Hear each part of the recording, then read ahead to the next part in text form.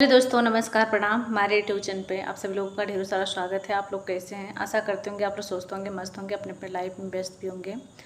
तो हम बहुत सुंदर, बहुत ही प्यारा गीत आप लोग के बीच ला रहे हैं। इस गीत को आप लोग सुने, वाच करें और कमेंट बॉक्स में अपनी राय जरूर दें। ये गीत कैसी लगी आप लोगों को? बहुत सुंदर, बहुत ही प्यारा श्री गणेश जी का ये गीत है।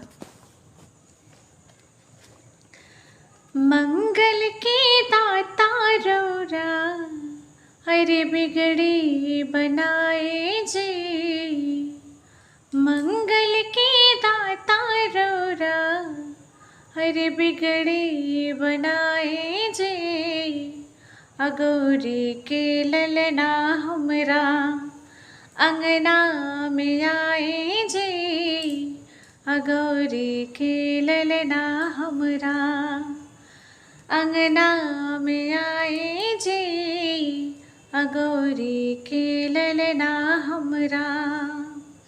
कि सब देवता में रौरा पहले पूजाएला, कि सब देवता में रौरा पहले पूजाएला, भगतन की पीर सुन के देर ना लगाएला, भगतन की पीर सुन के मुझ पर सवार होके जल्दी चली आए जे, कि मुझ पे सवार होके जल्दी चली आए जे, अगौरा के ललना हमरा अंगना में आए जे, अगौरा के ललना हमरा।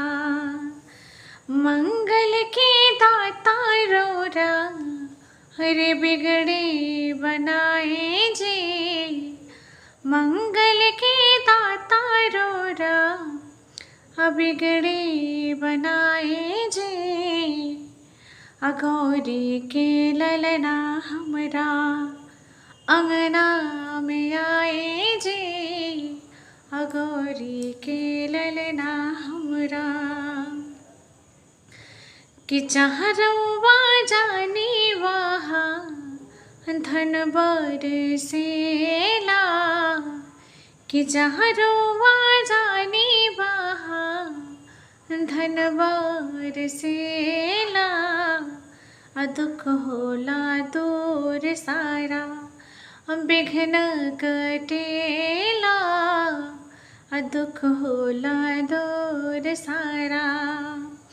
कि रिद्धि सिद्धि संग बाबा अपना ले आए जे, रिद्धि सिद्धि के संग में बाबा अपना ले आए जे, अगौरी के ललना हमरा अंगना में आए जे, अगौरी के ललना हमरा।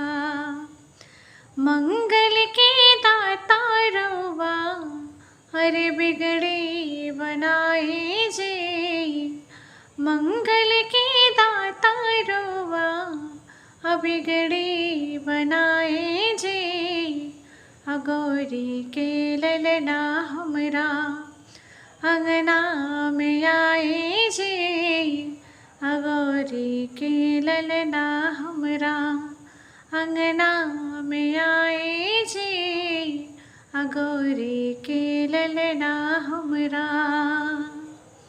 इस भजन को आप लोग वाच करें, कमेंट बॉक्स में अपनी राय जरूर दें।